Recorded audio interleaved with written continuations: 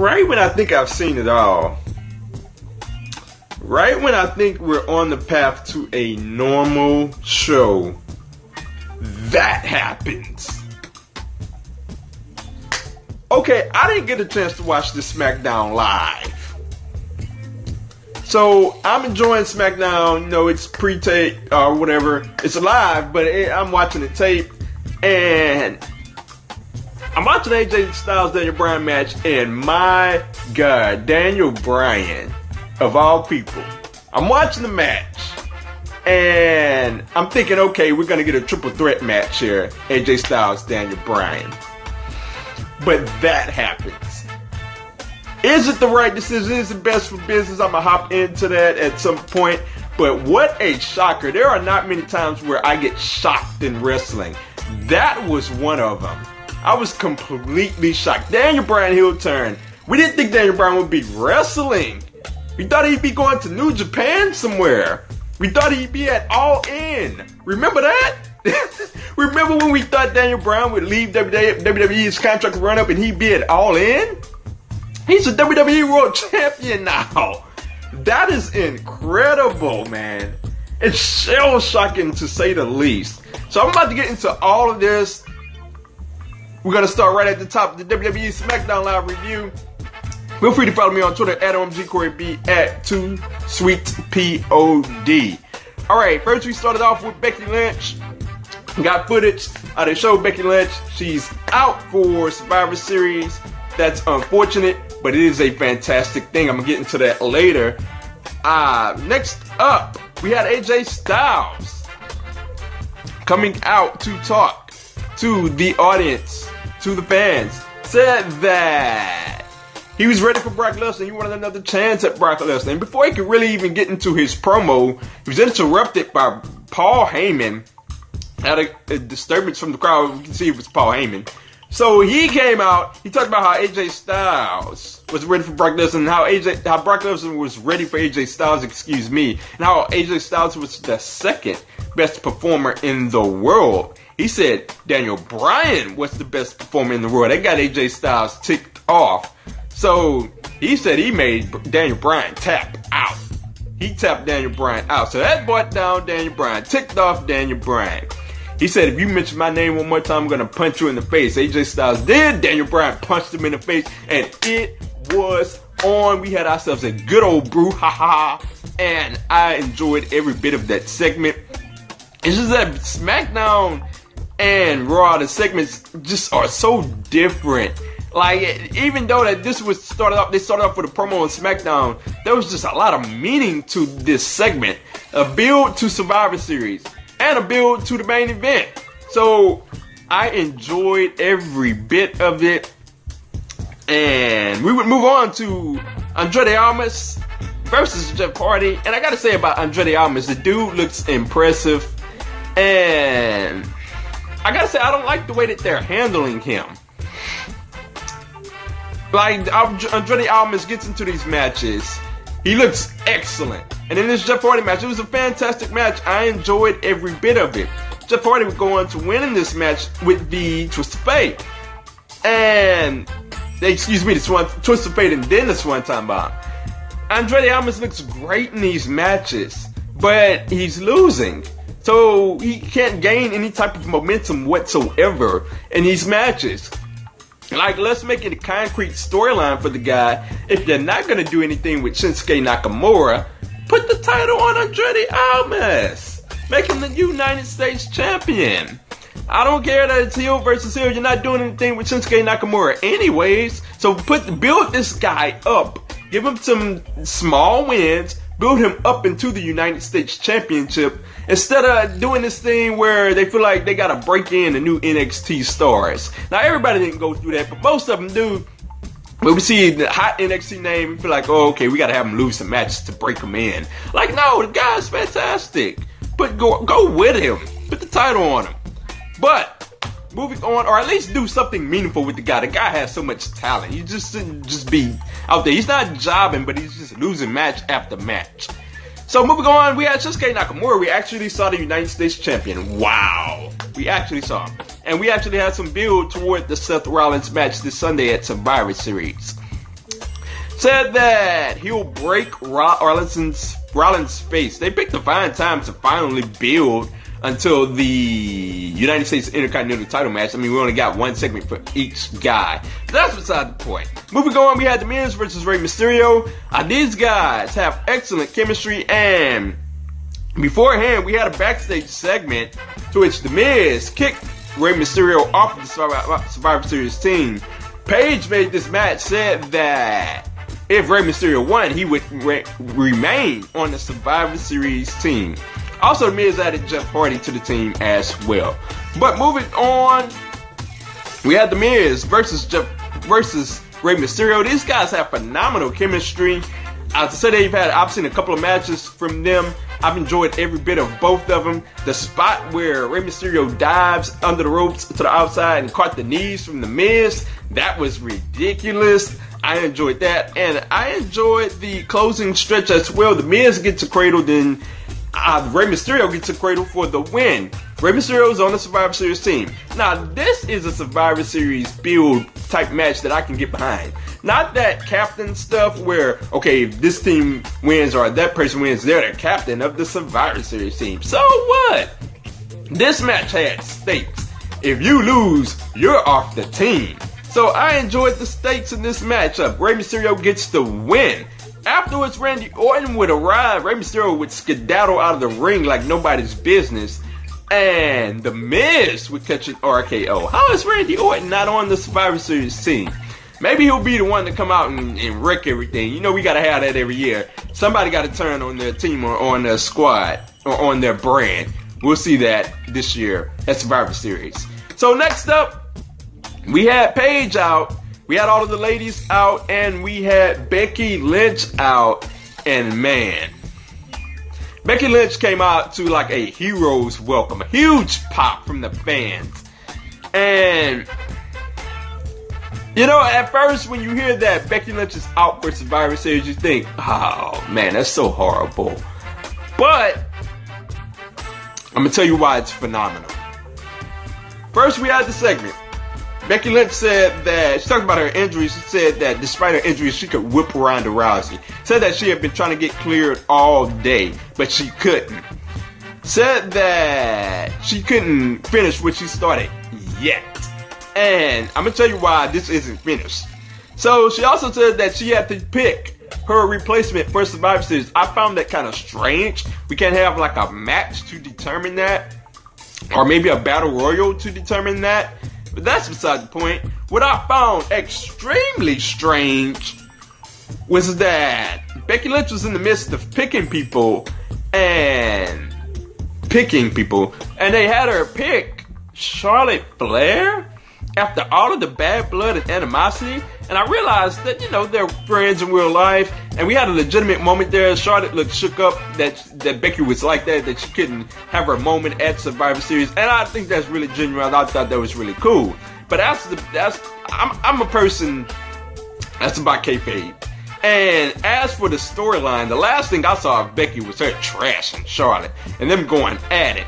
And it's one thing, I guess. I didn't even like it that she picked Charlotte. I guess that's one thing. But it's another thing for them to hug right afterwards. It's like, can we maintain the momentum or maintain the storytelling here? Like, at least if you pick her, just be like, okay, I know you can fight me to the death. I know you'll get the job done. And then just walk out of the ring. I would have liked that more. But the hug, But on the other side of it, it seemed genuine because they're, you know, we all know they're really best friends. Seemed really genuine, so I like that much about it. It is a fantastic thing that Becky is out. I'll get into this more on the podcast, maybe tomorrow or Thursday. But the lasting image we saw of Becky Lynch with Ronda Rousey in the ring was her tapping Ronda Rousey out. That is phenomenal. And Becky Lynch is going to go away for a good while. I don't know how long. But I would imagine that she has to drop the women's title. We'll see. I'm not sure about that one. So we'll see on that front. So moving on, we had the New Day versus the Bar and the Big Show. I wasn't really feeling this match. I didn't really feel it. I like the New Day and the Bar by themselves. You know, they have phenomenal chemistry. But I guess as it pertains to this match, you had to switch up the norm. I mean, we was getting the New Day versus the Bar or singular matches with those guys. I got a ton of singular matches with those guys. So I guess this was their way to switch up things. And it was a decent enough match. I didn't find it particularly great or particularly good, but decent enough to be quality. The Bar and the Big Show would pick up the win and maintain momentum as the Big Show got a ridiculous knockout punch as Kofi tried to do a plancha, ran right into a fist. So the Big Show and the Bar picked up the win there. It was a decent match at best. Next up, we had all of these tag teams, Sanity, the Colognes, the Good Brothers, and they were all locked up in the Uso penitentiary. And the Usos came out and they built 2 Survivor Series. They talked about how they had bad blood with those guys, but they were all one this Sunday at Survivor Series. They wanted them to join them in winning for SmackDown. I think that's a fairly easy match to call as to who's gonna win. But moving on to the final match of the night, AJ Styles versus Daniel Bryan. For a long portion of the show, they were teasing that, okay, Raw may be invading, so we got extra security at the door. I mean, man, that extra security really done their job. Wow, that's first. I mean, they got us with the old no swerve. They bought in nothing. No Raw team, no nothing. We got AJ Styles versus Daniel Bryan.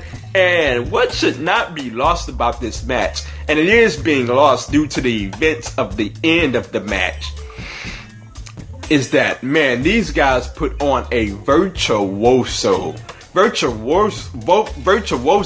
performance, excuse me. And it was just a phenomenal match. Just the chain reversals of the submission holds.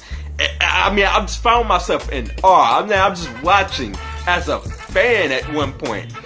It's just sometimes wrestling can just capture you, and you're just watching as a fan. You're not watching as a person that's reviewing. You're not watching as a person that's critiquing. You're just there as a complete fan, oblivious to anything else. And that's what this match turned me back into. Just for that little point in time. I thought it was a phenomenal match. A great back and forth. Phenomenal on the announcing as well. And just the drama of the moment. I felt every bit of it. And it all built up to the referee spot. And I'm looking at I thought this was about the only bad thing about the match. I'm looking at the referee spot, and the referee, before AJ Styles even does the springboard, the referee is just standing behind Daniel Bryan, and it's like, oh man, okay, we know what's coming here. So when we got the ref bump, I'm thinking, okay, they're gonna turn this into a triple threat. You know, something's gonna go down, a non-conclusive finish, triple threat at Survivor Series. And man, I was all for that. AJ Styles versus Daniel Bryan versus Brock. Oh yeah, I was down for that. So what ends up happening? Daniel Bryan with the low blow and with the high knee, and Daniel Bryan picks up the win. Oh my goodness, the only regret that I have is that I did not do a reaction video so you could see my shocked face when the 3 count went down. When he did the low blow, the wrestling instinct in me said, are they gonna go with this? Are they gonna go with this? Nah. Are they gonna go with this? Daniel Bryan hits the high knee. I see the referee going. I did one of these numbers right here. And the 3 count goes down. And it's like, wow. I cannot believe a shocker. 2018. The most emotional year in all of wrestling. Not the best year in all of wrestling. Not by any means. But the most emotional year of wrestling. I have not seen emotion swing back and forth so wildly in wrestling. Except for in 2018. And Daniel Bryan in November, that's toward the end of the year, this just caps it off. In an otherworldly 2018, Daniel Bryan turns heel and he wins the WWE Championship. And I gotta say that I seen some people celebrating, they were pumped about it. And it brought me back to a memory that I have. My favorite wrestler is Sting. There was a point in time where, I think this was in 99, WCW wasn't at their best. But it was a point in time they turned Sting heel. It was a match against Hulk Hogan. He hit Hulk Hogan with a bat. Sting turns heel, and he wins the title. I celebrated. I'm like, man, I don't care. Sting's a bad guy. He's a heel. But Sting got the title, though. I know that much. And so I feel y'all. For everybody that's celebrating Daniel Bryan, is like, man, I don't care. I don't care if you heel. Daniel Bryan got the title. I totally feel y'all. I feel y'all 100% on that one. But is it the right call? I'll get into that. I'm going to save that for tomorrow's podcast. Is it best for business? I don't know if it's best for business long term. I'll save that for the podcast. But short term, as for interest, as for excitement, as for wow factor, short term, man, it is a phenomenal move. And like, if you wanted to do something to hold interest into a longer term AJ Styles versus Daniel Bryan feud, then this was a phenomenal way to go. No pun intended with AJ Styles. But the only thing here is that, okay, if you're going to turn Daniel Bryan heel, you got to have a plan. They didn't have a plan with Shinsuke Nakamura. You got to have a plan with Daniel Bryan. I'll get into that more tomorrow, but man, I just have to say that I was shocked, shell-shocked by this. And what a way to end SmackDown. Daniel Bryan with the maniacal smile on his face, laying the boots to AJ Styles, and then holding up the SmackDown Heavyweight Championship. It's going to be Daniel Bryan versus Brock Lesnar. We asked for this match for years. We're going to get it at Survivor Series under very unique terms. Something has to be up with AJ Styles. He has to be hurt or something. The guy's completely off of the show. One of the top names in all of WWE and all of professional wrestling today is not going to be on a Survivor Series pay-per-view.